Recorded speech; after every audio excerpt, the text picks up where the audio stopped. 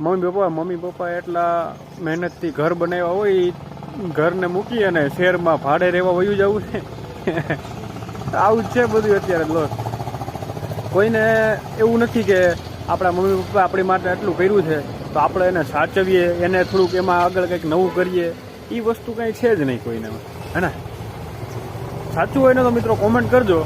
જો તમને એવું લાગતું હોય કે ભાઈ આ ભાઈની વાત સાચી છે અને આવું થાય છે, ગામડામાં તમે જોતા જઈશો કે ભાઈ બધા ગામડું મૂકી અને શહેરમાં વયા જાય છે કમાવા માટે. નો ડાઉટ શહેરમાં જવું ખોટી વાત નથી, પણ ઘરમાં 2 છોકરા હોય તો બધા જતા રહે. મમ્મી પપ્પાનું કોણ અહીંયા? કાલ સવારે કાંઈ પણ થાય તો કોણ દોડીને પહોંચશે અહીં ઘણા, હે ને? તો ભાઈ લોકો ગામડામાં જેટલી શાંતિ છે ને એટલી શહેરમાં નથી. અને જે તમે ઉનાળાના વેકેશનમાં શહેરમાં પહોંચી જાવ છો, ગામડામાં પહોંચી જાવ છો ને કે ચાલો શાંતિ કરવા જઈએ, ભાઈ 2 દિવસની શાંતિમાં તમને કાંઈ શાંતિ નથી. આવો ગામડામાં રહો, 1 મહિનો 2 મહિના 5 વર્ષ 10 વર્ષ પછી જુઓ તમારું સ્વાસ્થ્ય, તમારું શરીર કેટલો ફેર પડી જાય છે એમાં, હે ને મિત્રો?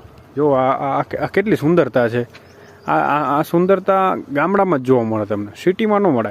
અને નેચરલ બધા અવાજ તમે જો ચકલા વકલા બોલતા હશે ને, તમને વિડીયોમાં પણ સંભળાતું હોય છે. યાર શાંતિ છે ગામડામાં. યાર શાંતિનો અનુભવ લેવો હોય ને તો ગામડામાં જરૂર આવો. અને જો આમનામ તમારે ગામડાના વિડીયો જોવો હોય ને, તમારા ભાઈને સબસ્ક્રાઈબ કરી દો, તમને આનંદ જ દેવરાવશે. રોજે ને રોજે સબસ્ક્રાઈબ કરો અને કોમેન્ટ કરો કે તમારે કઈ ટાઈપના ગામડાના વિડીયો જોઈ છે. એ ટાઈપના તમને ગામડાના વિડીયો જોવા મળશે દોસ્તો. Thank you so much.